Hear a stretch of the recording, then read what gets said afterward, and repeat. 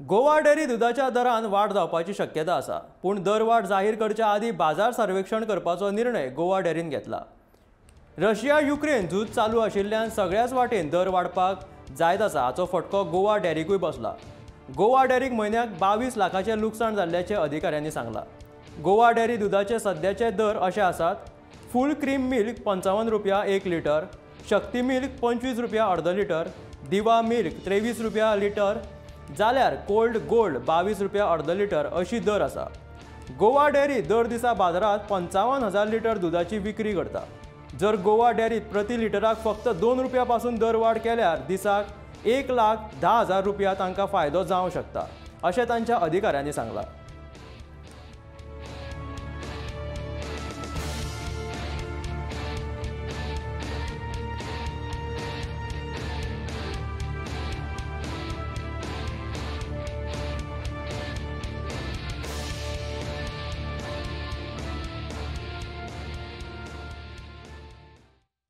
इतल्या प्रमाणात जावपाक जाय कळ्ळें। अजून पासून गोवा डेअरी शिवाय दुसरे आमी कसले अजून पासून यूज करूंक ना कळ्ळें। आनी गोवा डेअरीची तर अजून पासून सर्वीस म्हणटा ती सारकी प्रॉम्प्ट मेळटा।